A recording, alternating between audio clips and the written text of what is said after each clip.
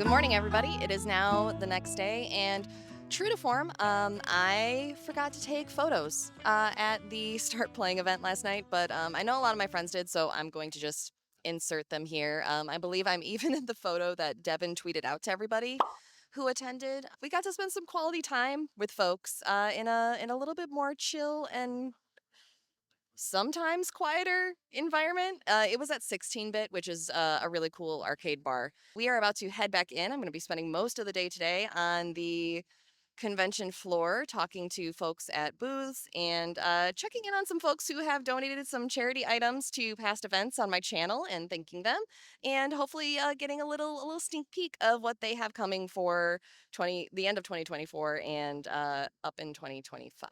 So let's head back into GenCon and go do that. Also, if you're here, stop by and say hi. Well, actually, this will be coming out afterwards, so you won't know to stop by and say hi. But if you do say hi, it was very nice meeting you.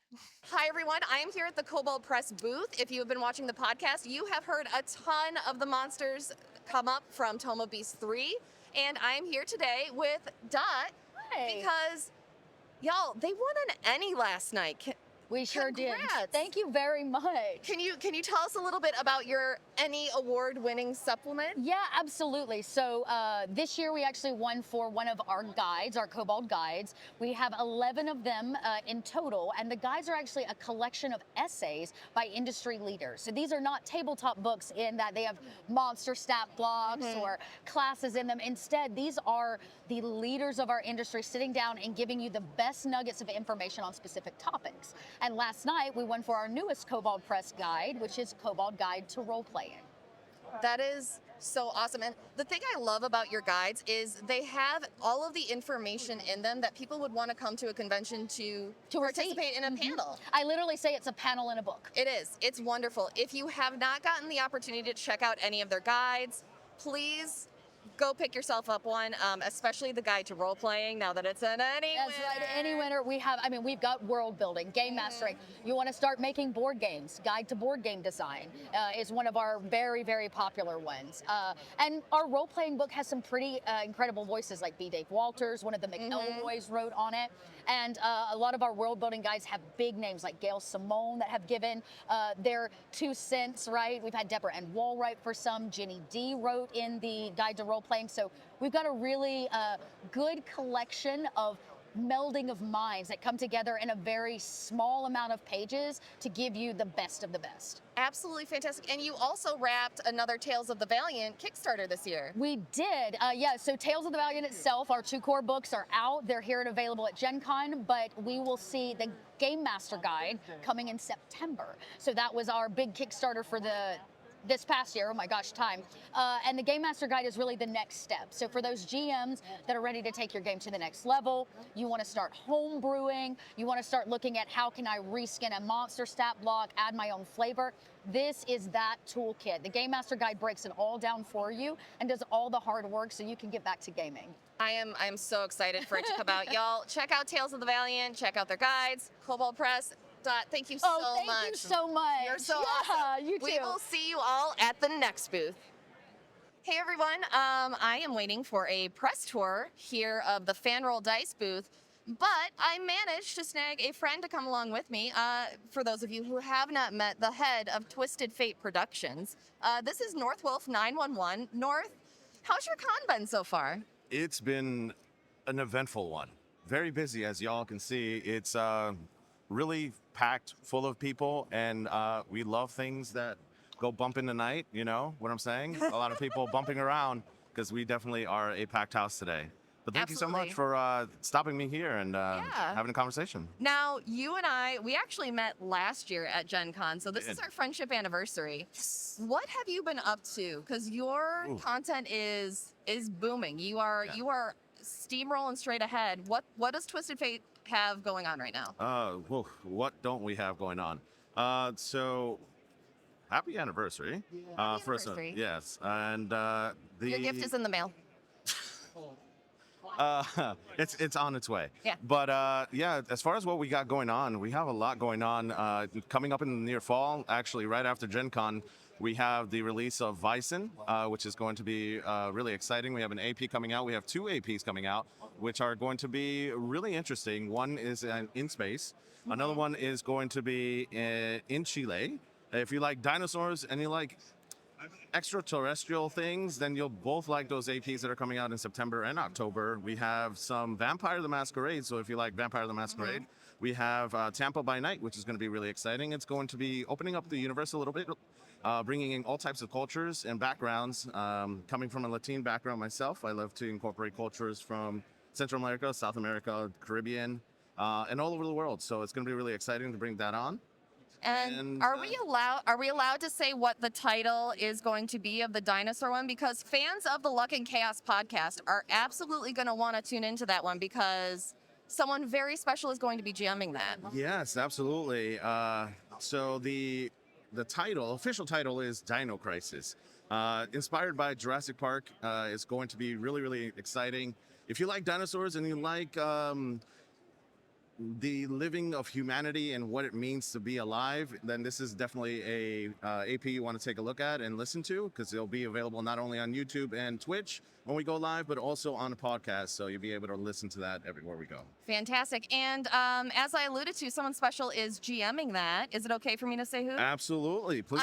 If you are a fan of the Luck and Chaos podcast, our wonderful, delightful Fistcorth, Nuff of Abby, is going to be GMing one of her first really, really major things. There's going to be a lot of friends of the channel that are also in the cast, but I will wait for the full announcement before I say anything further. But I know the things that are planned for this, and it is going to be just a phenomenal show. Honestly, I am very blessed to have Abby on as the GM. She's going to be phenomenal. Really, really excited. There's just so much going on, and there's so many different plans that hopefully works out and in everyone's favor. And we have a survivor, maybe, I don't know. If you ever like 10 candles and you understand the 10 candle system, then you definitely need to check this out and see what happens. She just has a phenomenal GM style and storytelling ability that needs to be checked out, and I'm excited to have her on. So Absolutely. And now, as far as the con goes, what has been the highlight for you so far? Man, meeting everyone, just everyone in the space, and all the content creators, everyone who's a fan of Twisted Fates, and it's just been really, really exciting. Just being stopped and recognized is still a weird thing for me. Right? I'm not, I'm not used to it, but it's warming and encouraging, and gets me excited to continue to produce so many different APs for everybody. So it's definitely going to be something that I enjoy and will keep and cherish forever. So that's something that I really enjoy as far as just production and the con itself. But I mean, we get to be with a lot of nerds, and who doesn't want to be with a lot of nerds? I know, right? We're amongst our folks. Thank you so much. Yes. We're going to go and just be friends now Yes. and turn off the camera. But I will see you shortly as we get a tour of Fan Roll Dice. Yes. So North and I were just going to go for a walk. Jake ran off, and I now have North behind the camera. So if anything goes wrong, blame it on North Wolf 911. But we were walking, and I saw this sign, Cthulhu. And being a recent convert to the Call of Cthulhu line, I immediately had to know more. So I am here with Connor. Connor, can you tell us what is Cthulhu? Happily so. So Call of Cthulhu is a fast-paced cooperative card game where you get to play as some of Okay. the animals from the 100-Acre Woods, trying to defend yourself and, very sadly, kill your corrupted friends who got possessed by the Old Ones, released from their book by Christopher Robin because he accidentally read it from his father's library. Oh, no. Yeah, not a very fun mistake for him. But as you hunt around the woods and find anything you can to protect yourself from plain old sticks, honeys of pots, pocket knives, or even great powerful spells, you have to be very careful, because if your character dies in combat, they will turn into a corrupted form of themselves that the surviving players will have to defeat. Oh, no. Look at poor Rabbit, everybody. How long does a playthrough of this game take usually? Once you know the rules and stuff, which are pretty simple, a full game can take about maybe 20 minutes to play. Fantastic. We love a reasonable gameplay time. And when is this going to be available? I heard you mention there's a Kickstarter coming Yes, for the it. Kickstarter will be launching around this October. Okay. Okay, so like Connor said, the Kickstarter for this is going to be right around the corner. And Connor, if you're watching this, thank you so much for letting me shove a camera in your face and get a quick preview of this game. I appreciate you so much for doing that. And afterwards, Connor's dad, who is one of the authors of this game, chased me down with him, and I actually walked away with a copy of the game and its rulebook in a Ziploc bag, it was one of the most endearing interactions I think I've ever had with the author of a game. And I cannot wait to sit down and give it the time and attention it deserves to tell you all more about it. So if you're interested in learning more about what happens when you release Cthulhu in the 100 Acre Woods, stay tuned. I plan to give it its own dedicated video and tell you how it plays, how easy the rules are to pick up, that sort of thing, in its own dedicated space. But after that, Jake and I hoofed it over to the Hyatt to meet up with Zach and Noir for a little lunch and a sit down and to just hang out and chat for a bit before the rest of our day got busy. Afterwards, the rest of the afternoon was spent meeting up with vendors I had press appointments with or stopping to chat with businesses who've been so kind all year donating to the charity events I've put on. Most of these have their own dedicated booth tour, save for Pirate Borg and Japanime Games. For some reason, my mic receiver had a moment, and those videos are without audio. Well, without usable audio. I do, however, have product reviews coming up for games from both publishers, so keep an eye out for those and show them a little love in the comments. Pirate Borg is sending me a copy of their upcoming expansion, and Japanime Games sent me home with their latest TTRPG Queers, so I will be playtesting that and giving you a full review in the future. Once we wrapped our last booth tour of the day, we met up with our friends again to relax, hang out. I cornered Emily and Patrick into chatting with me on camera about Unbalanced Encounters, what it's like to cast an actual play. We talked about the new game that Emily recently wrote called The Cunning Folk. And unfortunately, it got a little loud with the other people in the room. So I didn't want to release those talks because I think they deserve better audio quality than what they would have had. And there was some really interesting stuff in there, both about gaming and just about my friends as people, which also led me to create a new series that I'm officially titling for everyone for the first time, called Tell Me Your Lore.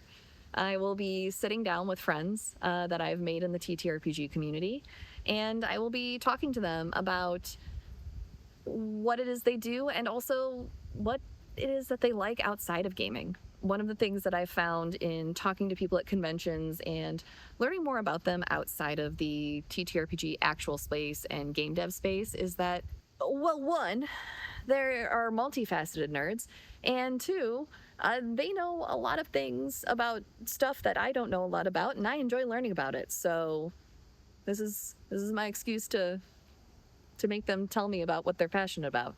I just like it when my friends talk about what makes them happy. Good morning, everyone. You get the shaky cell phone walking video because I'm desperately trying to stay awake after a very late night last night. And I just want to let you all know on the last day of GenCon, if you're looking for me, I will be at the player-driven world-building panel this morning at, well, at noon. So come by. It'll be from 12 to 1, and I'm looking forward to talking about my tips and tricks as a GM and integrating my player stories into a campaign and a world that comes out of my brain. Other than that, I'll be running around the convention hall dressed as Lucy. I don't have the coat on yet. It's too hot for that. But if you see me, flag me down. Say hi. Let's take a photo together, because I've forgotten to take photos with pretty much all of my friends. It's fine. I forget to do it at every convention, so if you have a photo of me, please send it to me. The rest of Sunday was spent hunting down a few games that Jake and I wanted to take home with us. I did a live stream with Ted from Nerd Immersion, which I think our audio was a little bit better this year than it was at the one we did at PAX Unplugged in December. And we also spent as much time as we could with folks who were still in town before we all had to go our separate ways again. On Monday, before we left town, we hit the Indianapolis Zoo, with friends for an unofficial guided tour by my friend Andre. I think I have nearly an hour of footage from that day alone, maybe more, of Andre sharing info on the animals and the research that the zoo does. It was a wonderful experience. So that's it. That was my GenCon 2024 experience. It was a busy weekend of charity events and actual plays, of hugging friends and making new friends. It was a fantastic couple of days for Jake and I. So keep an eye out in my next videos about the zoo, the GenCon haul, which will be a separate video as well. Hi, buddy. I know we're going to go walk in a minute. As well as my reviews on everything that came home with us. Don't forget to like or dislike this video. And I don't know, subscribe if you like. A little interview with Mallory makes me so happy. Talking about a lot of those in the coming weeks. And don't forget to leave a comment or an emoji to feed the algorithm. If you leave a emoji, I'll reply with a fun fact about frogs. Or, yeah, maybe mushrooms. I don't know. Fun fact about something. I think Max is ready to go for a walk.